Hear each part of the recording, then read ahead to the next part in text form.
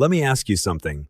Have you ever looked at your bank account and thought, how am I still broke? You've got a job, maybe even a solid salary. You're not struggling the way you used to. You're not unemployed. You're not behind on rent. But somehow, it still feels tight every month, like you're running as fast as you can and barely staying in place. Here's the weird part. A lot of Americans who feel broke aren't actually broke. They're just stretched. And today, we're going to unpack why. Because this feeling, it's not random. It's structural. Meet Ethan. He's 29, lives in a mid-sized U.S. city, makes about $72,000 a year. That's not bad. It's above the median income. He's got an apartment, a car, a decent savings account, a 401k contribution. On paper, he's doing fine, but at the end of every month, he checks his balance, and it feels like nothing's left. He's not blowing money. He's not reckless. So where's it going? Most people think, if I just made more money, I'd finally feel comfortable. That sounds right. More money equals more relief. Except, it usually doesn't work that way. Here's the first truth. Making more money doesn't automatically make you feel richer, because income is only half the equation. When Americans make more money, they upgrade. Not because they're irresponsible, because it feels earned.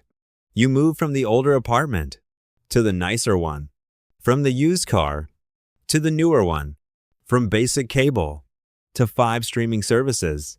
This is called lifestyle creep. The moment your income goes up, your expectations quietly go up too. And suddenly, you're not ahead.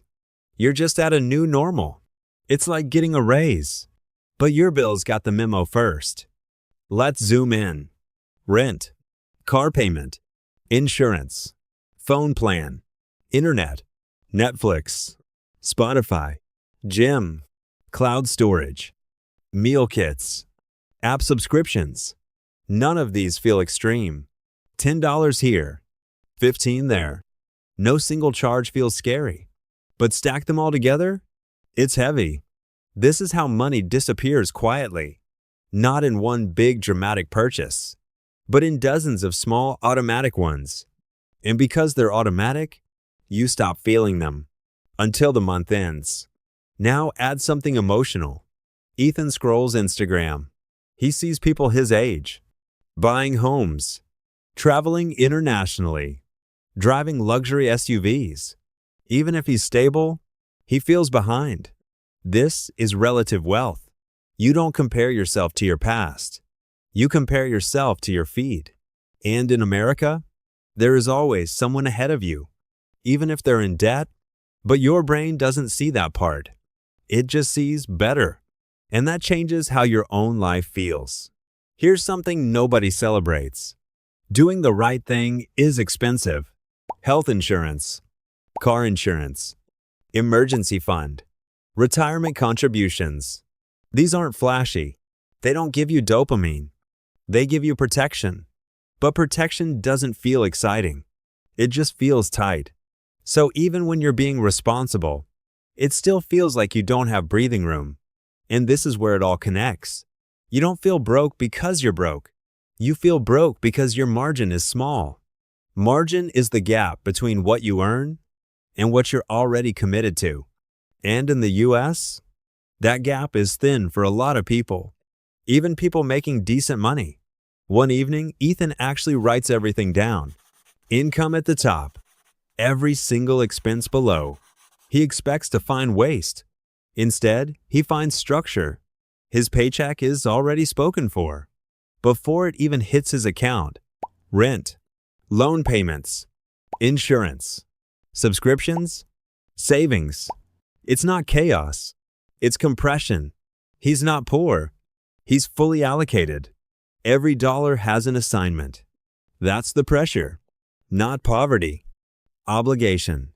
Imagine walking into a room where every chair is already taken. That's what his paycheck feels like.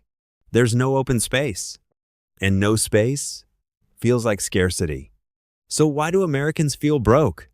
It's not always low income. It's tight margin, lifestyle creep, invisible commitments, constant comparison, and the rising cost of stability. You don't always need more money.